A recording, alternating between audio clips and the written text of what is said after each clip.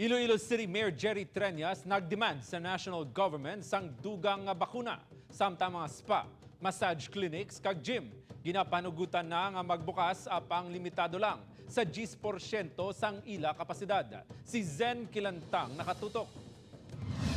I hope you will be as indignant as I am. Ang hatag sa aton diri 5,000.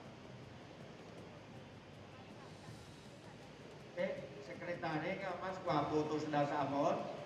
Husto na lang nga mag-ulong-ulong kag magpamati si Presidential Spokesperson Harry Roque kahapon samtang nag-speech si Iloilo City Mayor Jerry Treñas sa Iloilo Freedom Grandstand. Nagpahayag ang alkalde sang pagkadismaya matapos nga hindi alalangay ang pagpanagtag sa bakuna sa national government. Ginkwestiyon sang alkalde si Roque kung anong mayara sa iban nga probinsya kag nga mas madamo ang Pfizer kag Moderna vaccines nga ilan nabaton kun ikumpara sa Iloilo City. Suno kay Treñas, dapat hatagan sang dugang pa nga vaccine allocation ang mga kaiping nga probinsya sa rehiyon agud madamo ang mabakunahan kag hindi matama ng syudad ilabi na nga sentro ini sang Western Visayas. Sabat naman ni Secretary Roque, hindi bastante ang bakuna sang pungsod. Wala naman sang dapat nga kabalakan ng city government bangod malakip na ang syudad sa priority areas. 90 milyones pesos ang balor sa bakuna nga ginbakal sang pungsod kag lauman nga madamo sini ang maabot sa syudad. So give it time po, no? Makakarating naman po yan sa lahat ng mga urban centers na merong cold storage capacity. So hindi lang po Moderna yan, meron po tayong 40 million na darating na Pfizer.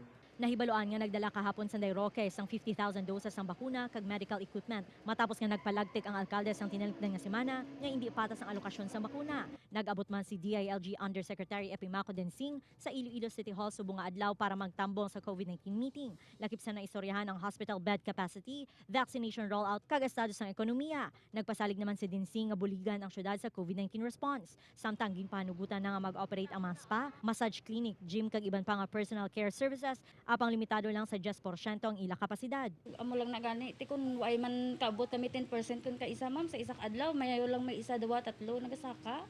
Pahanugutan naman ang pagbaliga kag pagbakal sa makaulubog nga ilimnon humalin alas 4 sang kaagahon tubto alas 6 sang gabi. Samtang ang curfew hours mag-uumpisa alas 11 sang gabi tubto alas 4 sang kaagahon. Alam naman natin, matamaton lang no kay nakita ni Mayor Jerry Treñas ang iban nga mga industry kinahanglan man naton nga buhion no kay tungod nga naapektuhan man ini sila no sang malawig nga panahon. Upod kay Romel Porquia, Zen Kilantang, One Western Visayas.